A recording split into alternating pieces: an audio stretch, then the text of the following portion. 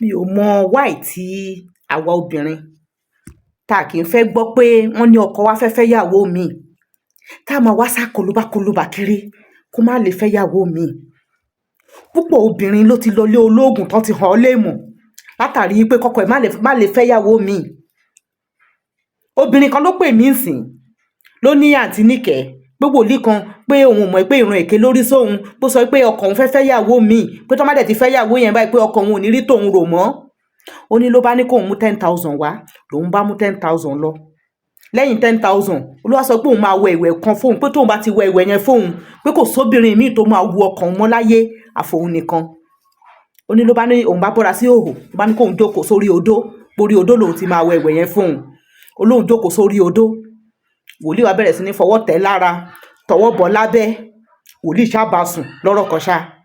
Ẹ̀rù wá ń bà á sìn pé kó má jẹ́ pé ó ti lo òun torí pé orí odó ló ní kóun jókòó sí tó ti ṣe rádaràda pẹ̀lú òun. Kò dẹ̀ ṣe sọ fọ́kọ ńlé, ọkọ ò gbúdọ̀ gbọ́.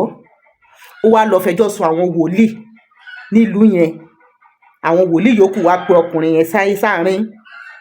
Wọ́n ṣá sọ̀rọ̀ sí i. Wọ́n lọ fún ní suspension pé kò gbúdọ̀ gun orí altar for the next 3 months.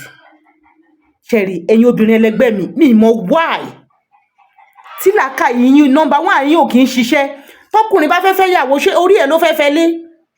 Tú wàá tún lọ para ẹ̀ dànù lórí pé kọ́kọ́ ẹ̀ má fẹ́yàwó mi pé o kúkú ìyà dànù ọkọ yẹn á padà fẹ́yàwó mi.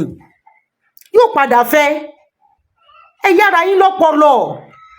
Àìmọye obìnrin ló ti họra ẹ̀ léèmọ̀ látàrí aláǹsáré eré burúkú kiri kọ́kọ́ ẹ̀ má bẹ̀ fẹ́yàwó mi.